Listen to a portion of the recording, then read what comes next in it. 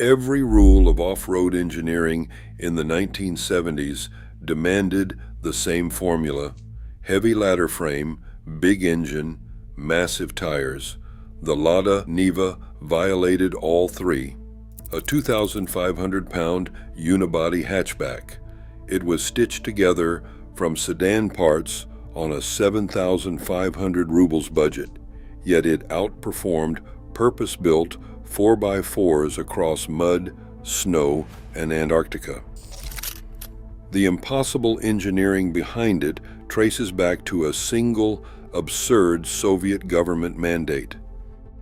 In 1973, the Soviet Council of Ministers handed AvtoVAZ a directive that read more like a riddle than a car brief. The task was simple to state but impossible to obey: deliver a vehicle with the comfort of a sedan, the off-road muscle of a tractor, and a price tag no higher than 7,500 rubles, barely half the cost of a standard Lada 2101. This wasn't just a number on a spreadsheet. It was a ceiling that hung over every design choice, enforced by the State Committee for Material Technical Supply. Imported parts were off the table. Even the use of Fiat components, so crucial to earlier Lada models, was slashed to a fraction. The goal was clear: maximize domestic content, minimize cost, and still build something that could cross Siberia in winter. The procurement brief, reviewed by NAMI and the Ministry of Automobile Industry, spelled out the contradictions in black and white.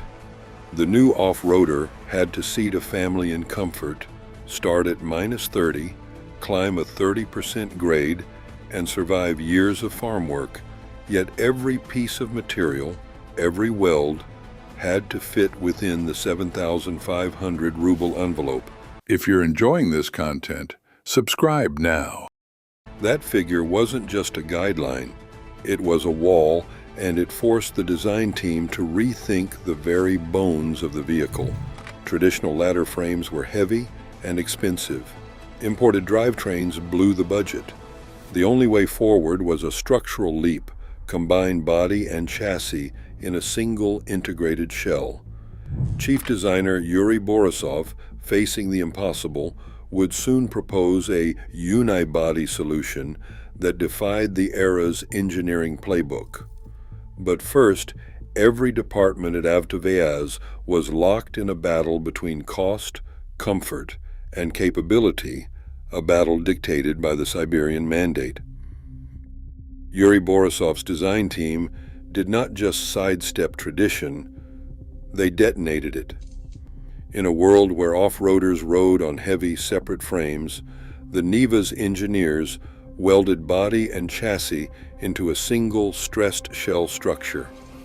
That decision, scrawled across factory blueprints and hammered out in late-night memos, cut 15 to 20% of the vehicle's weight at a stroke.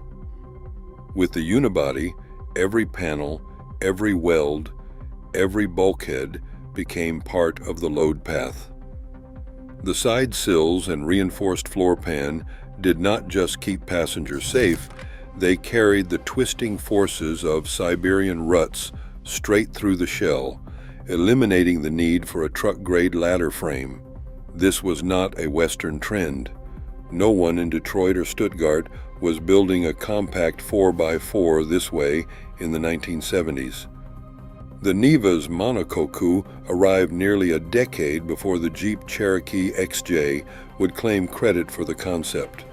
By integrating the structure, AvtoVAZ could stamp huge sections on existing sedan presses, slashing both material use and assembly time. Internal targets demanded a curb weight under 1,150 kilograms. Factory drawings from 1976 show how every gram was hunted down. The real trick came in how the unibody enabled parts-bin magic. Reinforced bulkheads acted as mounting points for sedan-derived suspension, while the absence of a separate frame simplified the integration of Fiat's compact drivetrain. Borisov personally signed off on the first prototype after watching it survive a 30% grade at the Tolyatti test track, proof that, against all logic, a lightweight shell could take punishment meant for a farm tractor. The Niva's Unibody was not just a shortcut, it was the cheat code that made the impossible possible. The Niva's parts list reads like a scavenger hunt through the Avtovaz warehouse. Under the hood sits the 1.6-liter ZMZ-21 engine, a Soviet-built version of the Fiat 127 block, stripped down and tuned for low-end torque. It's not a powerhouse, but it shares pistons, valves, and even the carburetor with the Lada sedans that filled Soviet streets. The dashboard, door handles, and most interior switches are straight from the 2101 and 2106, right down to the window winders. Even the heater core is sedan spec, repurposed for a cabin that was expected to fog up in -40 Siberian dawns. If you're enjoying this content, subscribe now. But the real party trick is the spare tire. Instead of eating up precious cargo space or hanging off the back, the Niva's full-size spare is wedged beside the engine under the hood. This move saves about 12 kilograms of steel bracing and keeps the cargo floor flat, all while protecting the tire from mud and theft. The procurement notes from 1975 spell it out. Every reused part, every oddball packaging choice was a direct response to the 7,500 ruble ceiling. The result is a Frankenstein's monster of sedan bits cleverly stitched together for off-road survival and cheap enough for collective farmers to service with whatever tools they had on hand. The Niva's suspension was an outlier in Soviet engineering, a double wishbone independent front setup bolted directly to the unibody, with geometry more at home on a city sedan than a farm vehicle. Factory specs call for a caster angle of 4.5 degrees, a number chosen to keep the steering self-centering and stable on loose ground. Coil springs and hydraulic dampers, borrowed from the sedan parts bin, deliver enough wheel travel to soak up Siberian ruts without the bone-jarring rebound of a solid axle. Every mounting point and every torque spec was dialed in, 90 Newton meters on the upper arms and 70 on the lowers, to preserve ride comfort while still surviving the abuse of farm tracks and logging roads. But comfort alone was not enough. The Niva's real trick is in its permanent four-wheel drive system, a rarity at this price point and era. Power splits evenly front to rear through a center differential, and a mechanical lever by the driver's knee locks it solid with a single motion. The lock engages a dog clutch, sending up to 300 Newton meters of torque to whichever axle finds grip, with a dashboard light confirming engagement. This system allows the Niva to claw through deep mud or snow without the weight or complexity of a two-speed transfer case. Unlike most 4x4s of the 1970s, there is no need to stop and wrestle with hubs or levers. The driver stays in the seat, flicks the lock, and the car simply keeps moving.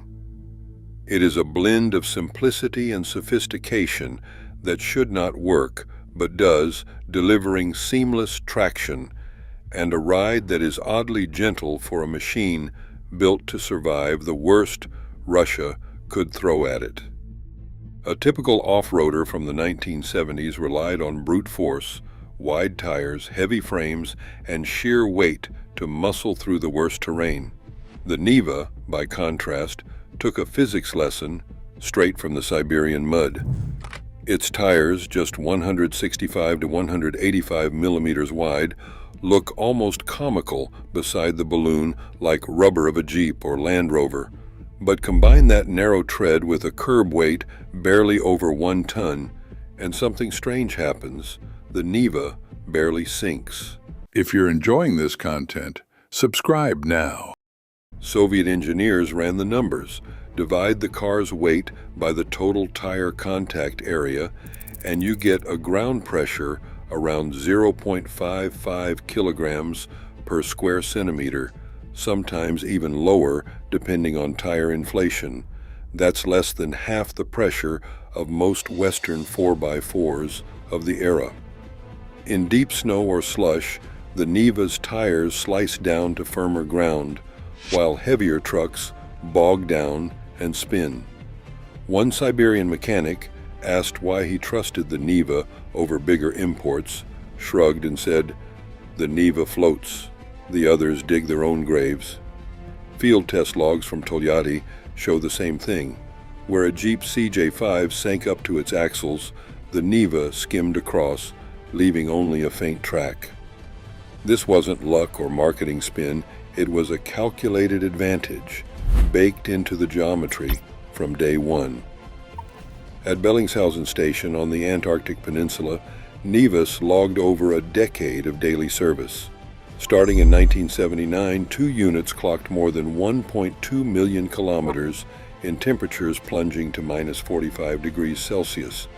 Station logs record only 2 major overhauls in 15 years, both tied to coolant system failures, while drivetrain and suspension components survived relentless freeze-thaw cycles and ice-crusted tracks.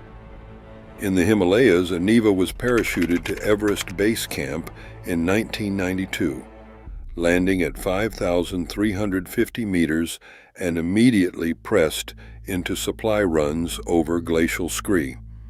Expedition Manifest detail 135 kilometers covered above 5,000 meters without a single suspension failure. One Antarctic mechanic, quoted in a 1986 station report, put it bluntly, "If it starts in this cold and rides out on these roads, it will outlast anything." These station logs and field records are not marketing. They are proof that a Soviet commuter car, patched together from sedan parts, thrived where purpose-built trucks routinely failed. In the decades since its launch, the Niva has threaded its way into corners of the globe that most Soviet cars never reached. Export brochures from the early 1980s promised a 4x4 for everyone, and somehow it stuck. In France, a farmer from the Dordogne still runs a 1984 Niva, swapping out parts sourced from Lada sedans built 30 years later.